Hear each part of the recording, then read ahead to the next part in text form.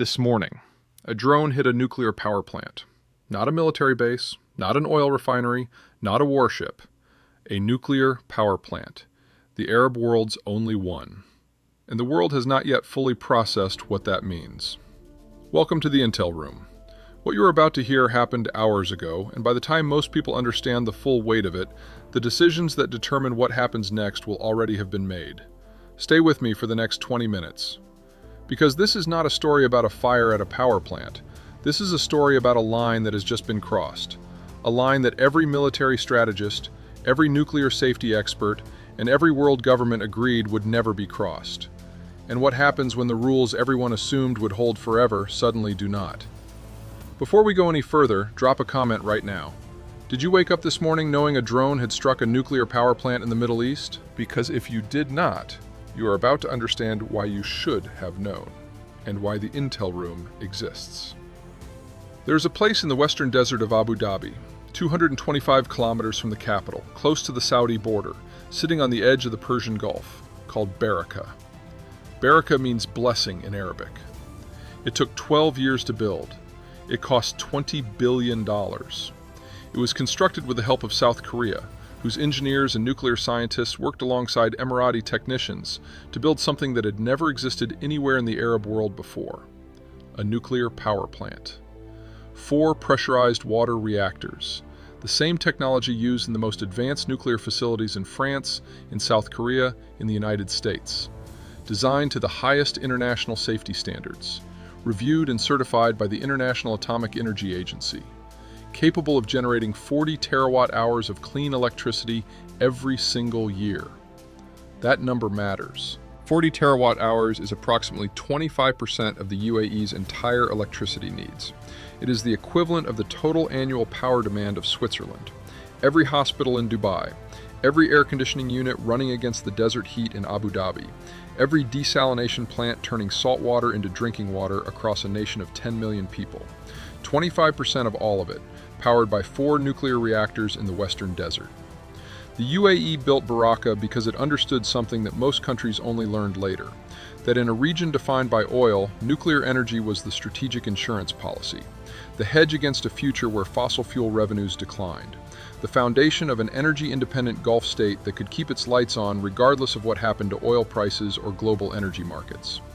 Barakah first came online in 2020. It became the first nuclear power plant ever to operate in the Arab world. And this morning, a drone hit it. At approximately 6 in the morning local time in Abu Dhabi, 9 hours ago as you watch this, 3 drones entered UAE airspace from the western border.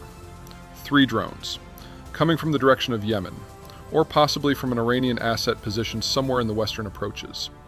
The UAE's own defense ministry has confirmed only that they came from the western border and that an investigation is underway to determine the exact source. 2 of the 3 drones were intercepted by UAE air defenses before they reached their target. The third one got through. It struck an electrical generator located outside the inner perimeter of the Barakah nuclear power plant. The generator caught fire. Emergency response teams reached the scene. The fire was extinguished. No injuries were reported. The UAE's Federal Authority for Nuclear Regulation confirmed that there was no release of radioactive material. Radiation levels across the site remained within normal ranges. The plant's first 3 reactors continued operating. Unit 3, the reactor closest to the strike, was switched to emergency diesel generators as a precautionary measure while engineers assessed the electrical systems. The UAE's nuclear regulator posted on social media saying all units are operating as normal. And then 6 words that tell you everything about how serious this actually is. The International Atomic Energy Agency said this. The IAEA Director General Rafael Grossi expressed grave concern. That phrase, grave concern, is not casual diplomatic language from the United Nations nuclear watchdog. That is the IAEA saying, in the most restrained professional terms available to it, that what happened this morning frightened them. Grossi called for maximum military restraint near any nuclear power plant to avoid the danger of a nuclear accident. The United Nations nuclear watchdog is telling the world, do not let this happen again. Because if it does, and if the next drone is more accurate, the consequences may not be limited to a fire in an electrical generator. Tell me in the comments, how concerned are you about a nuclear plant being targeted in an active war zone? Because I want to know whether the Intel Room community understands what crossed today. Drop your answer below. Let us talk about why the western border origin matters so much. Because this is the detail that every intelligence analyst is focusing on tonight, and it has not been explained clearly anywhere in the mainstream coverage. The UAE's Ministry of Defense said the drones entered from the western border, not from the east, not from the direction of Iran across the Persian Gulf and the Gulf of Oman, which is where most Iranian drone and missile attacks on the UAE have come from since the war began on February 28th. The western border. The western border of the UAE runs along the edge of its territory closest to Saudi Arabia and Yemen.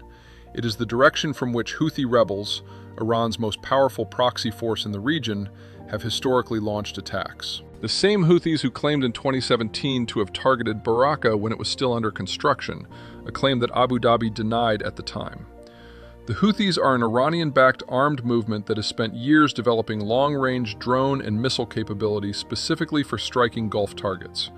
Their attack on Saudi Aramco facilities in Abqaiq in 2019, which temporarily knocked out 5% of global oil supply in a single strike, was the moment the world understood what they were capable of. But here's what makes today's attack different from previous Houthi strikes on UAE territory, and what makes the investigation into the source so critical. Nobody has claimed responsibility. In past attacks, the Houthis have been relatively quick to claim strikes on UAE targets, especially high-profile ones that generate international media coverage. The fact that there has been no claim yet suggests either that the attackers are deliberately concealing their identity for strategic reasons, or that the drone was launched by a different actor entirely, possibly an IRGC-linked cell operating from within the region rather than from Yemen. The UAE's decision to launch a formal investigation rather than immediately attribute the attack is deliberate. It is buying time, it is gathering intelligence, and it is preventing a premature escalation decision before the full picture is understood. But here is the strategic reality that the intel room wants you to understand clearly. Whether this attack was launched by Houthi rebels acting on Iranian direction, by IRGC assets operating from a forward position, or by a third actor attempting to exploit the current chaos in the region, the effect is identical. Someone just demonstrated that they can hit a nuclear power plant. Not the inner containment structure, not the reactors themselves, but the outer electrical infrastructure of a facility that provides 25% of the UAE's electricity. And the next strike does not have to stop at the outer perimeter. Now, let us put this attack in its full context, because the timing of what happened this morning is not accidental, and the intel room has been tracking the pattern that led to this moment. When the US-Iran ceasefire was agreed in April, it held for several weeks. Then Iran began testing its limits. First, the seizure of the floating armory Huichuan, 40 miles off the UAE coast, a calculated move that removed a node from the maritime security network protecting commercial shipping. Then, the sinking of the Indian-flagged cargo ship Haji Ali off the coast of Oman, a direct message to the international shipping community about the cost of operating near the strait. Then, the attack on 3 U.S. Navy warships during Operation Project Freedom, cruise missiles and drone swarms against American guided missile destroyers. Then, the seizure of additional commercial vessels. The drone strikes on Qatari and South Korean ships. The establishment of the Persian Gulf Strait Authority, demanding fees for maritime transit. And now, this morning, a drone strike on a nuclear power plant. Each escalation has been more audacious than the last. Each one has tested a limit that the previous one did not reach. Each one has been designed to communicate a specific message to a specific audience. The Huichuan seizure said, "We control who has weapons in these waters." The Haji Ali sinking said, "We will sink ships that continue operating here." The attack on U.S. warships said, "We will fire on American military vessels." And the strike on Barakah this morning says something that has never been said before in the history of this conflict. "We can reach your nuclear plant." Iran, or Iran's proxies, just sent every Gulf state, every government with interest in the region, and every nuclear safety organization on Earth a message that cannot be unsaid. The nuclear infrastructure of the Arabian Peninsula is not safe. Here is where this morning's attack intersects with something that was happening in Washington simultaneously, and the connection will tell you exactly how serious the next 48 hours are. Fox News reported today, just hours before the Barakah strike became global news, that Trump had halted a planned military attack against Iran that was scheduled for tomorrow, Tuesday, May 19th. He said he was asked to hold off. He cited ongoing diplomatic communications through Pakistan. But he also said, and these were his exact words, that Iran knows what is going to happen soon, and that he was not open to concessions. Trump halted a military strike today. Then a nuclear power plant in one of America's closest Gulf allies was hit by a drone. Think about the sequence from Iran's strategic perspective. If Iran or its proxies are responsible, America is signaling it might attack again. America is watching diplomatic communications for signs of compromise. America just had its president fly to Beijing and come back with nothing on the Iran file. In that environment, a strike on Barakah sends a very specific message to Washington.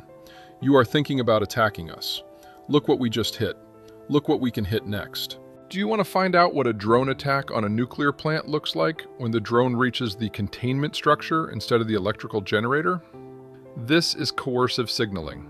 Military pressure designed to change a decision-maker's calculus without firing a single shot at an American target.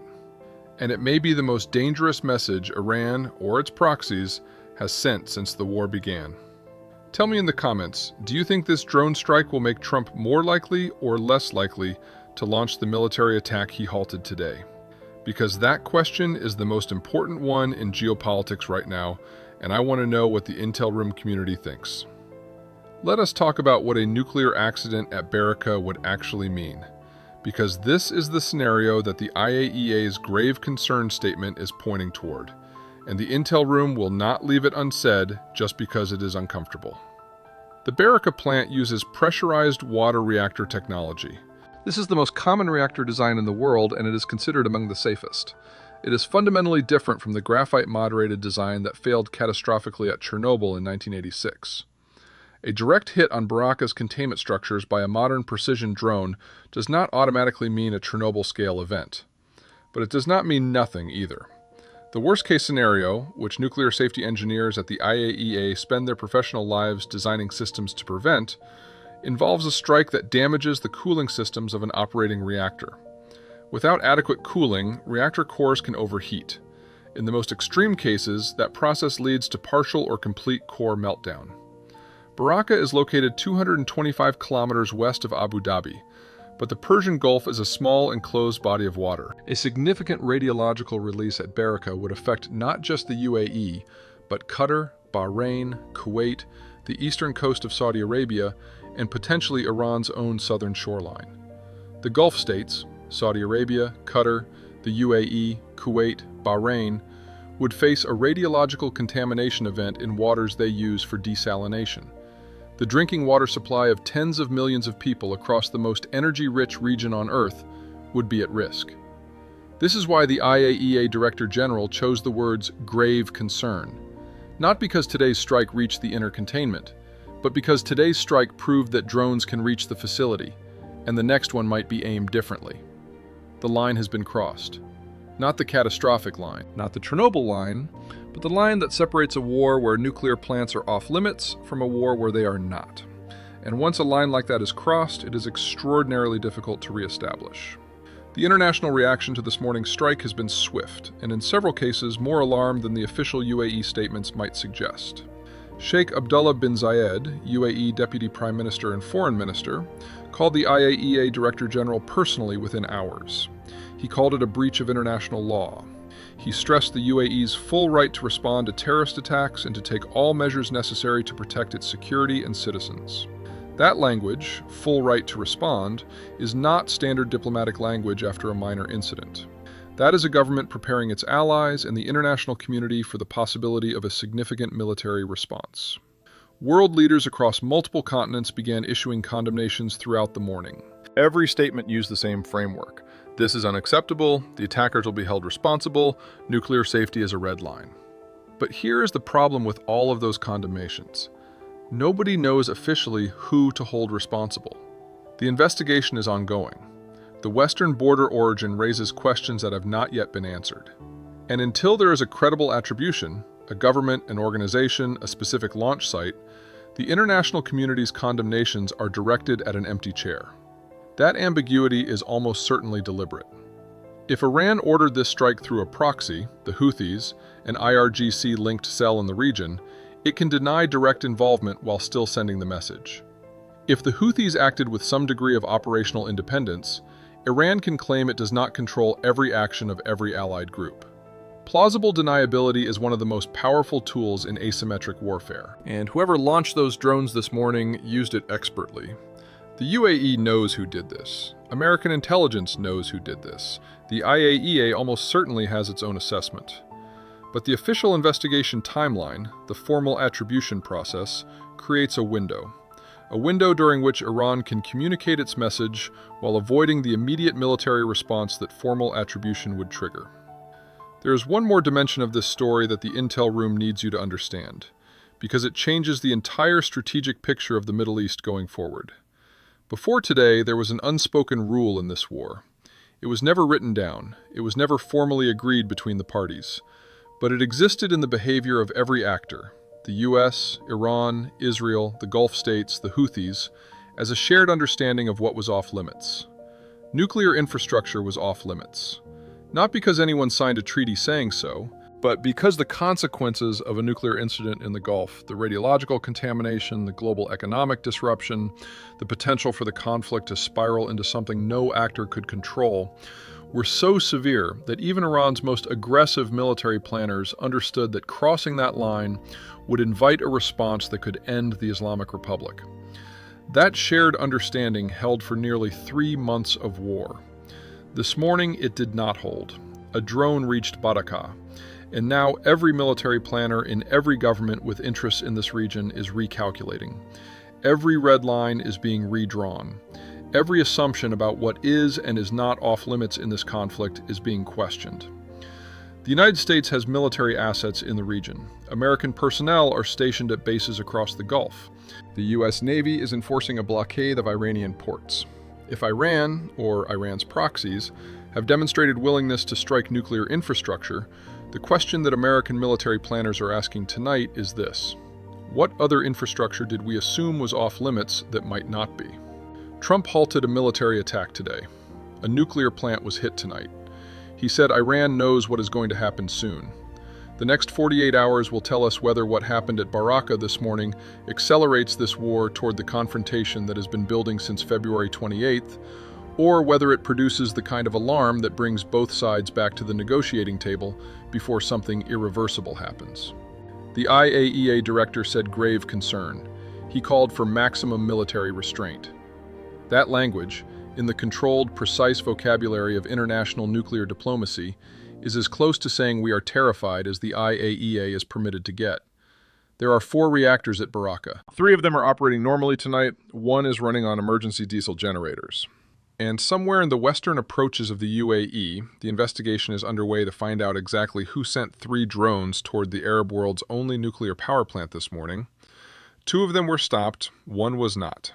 The Intel Room will be watching every development as this story moves. If you are not subscribed, subscribe right now and hit the notification bell, because what happens in the next 48 hours in response to what hit Barakah this morning could determine whether this war stays contained or becomes something no one was prepared for. We said nuclear plants were off limits. Someone just proved we were wrong. This is the Intel Room. We will be watching.